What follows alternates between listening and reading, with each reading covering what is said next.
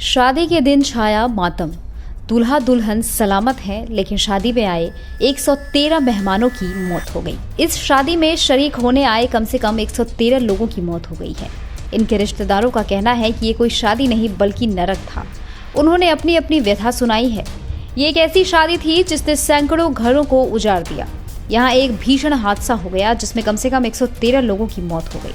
हालांकि दूल्हा और दुल्हन सही सलामत हैं। वो 100 अन्य मेहमानों के साथ रसोई के दरवाजे से भागने में सफल रहे। ये शादी इराक में हुई थी। इसमें 130 लोग झुलस भी गए हैं। घटना मंगलवार के उत्तर पश्चिमी प्रांत निवेवी के हमदानिया जिले की है। सोशल मीडिया पर इस शादी की वीडियो जोरों से वायरल हो रहा है। दुल्हन का नाम हनीन और दूल्हे का रेवान ईशो है। पहले ऐसा माना गया था कि इन दोनों की भी मौत हो गई है, लेकिन फिर बाद में पता चला कि ये इरबिल के एक अस्पताल में भर्ती हैं। आग लगने की वजह पटाखों को बताया जा रहा है। उस वक्त दूल्हा और दुल्हन डांस कर रहे थे। घटना का एक वीडियो भी सामने आया जिसमें हनीन यानी कि दुल्हन काफी डरी हुई दिख रही है। आसपास की दीवारें आग से लिपट जाती हैं और छत नीचे गिरने लगता है। इसके बाद ये कपल अपनी जान बचाने के लिए रसोई के दरवाजे की तरफ भागता है। इस घटना में घायल हुए लोगों को शहर के कई अस्पतालों में भर्ती कराया गया है। हमदानिया वो जिला है जो पहले आईएएस के कब्जे में रह चुका है। लोगों का कहना है कि उन्हें आईएएस ने उतना नुकसान नहीं पहुंचाया था जितना कि इस आग ने पहुंचा दिया। एक मेहमान मरियम हैदर ने कहा, यह कोई शादी नहीं थी, ये नरक था।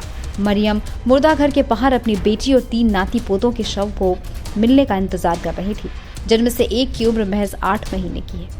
एक अन्य मेहमान ने कहा, मैंने अपनी बेटी, उसके पति और उनके 3 साल के बच्चे को खोया है। सभी जल गए थे। मेरा दिल जल रहा है। देश के गृह मंत्रालय का कहना है कि इवेंट हॉल के मालिक समेत 14 लोगों को गिरफ्तार किया गया है। सरकार ने मामले में तुरंत जांच कर 72 घंटों के भीतर नतीजे बताने का ऐलान भी किया है। दूल्हे के पिता का कहना है कि वो ये मानते हैं कि आग लगने के लिए हॉल का मालिक जिम्मेदार है। इस घटना ने पूरे देश को इस कदर झकझोर दिया है कि सरकार ने होटल, स्कूल और अस्पताल जैसी सार्वजनिक जगहों के तत्काल निरीक्षण का आदेश दिया है। शादी में शामिल हुए आए 3 लोगों का कहना है कि हॉल में आग बुझाने की कोई व्यवस्था नहीं थी। केवल कुछ ही इमरजेंसी दरवाजे थे। प्राथमिक जांच में सामने आया कि इमारत में ऐसा बहुत सा सामान था जो जल्दी आग पकड़ने में सक्षम है। इसी वजह से इसकी छत भी गिर गई। आग से अपनी जान बचाने वाली 34 साल की इमाद योहाना का कहना है, हमने आग को धधकते हुए देखा।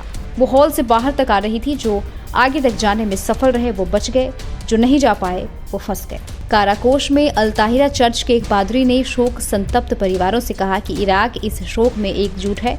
इसके साथ ही उन्होंने भ्रष्टाचार और पक्षपात करने वाले अधिकारियों की आलोचना भी की। दूसरी तरफ अमेरिका का कहना है कि मदद पेश करने के लिए वो इराक की सरकार के साथ बातचीत करने के लिए तैयार है। इसी तरह की देश और दुनिया की तमाम खबरों के साथ जुड़े रहने के लिए देखते रहिए सहारा समय डिजिटल।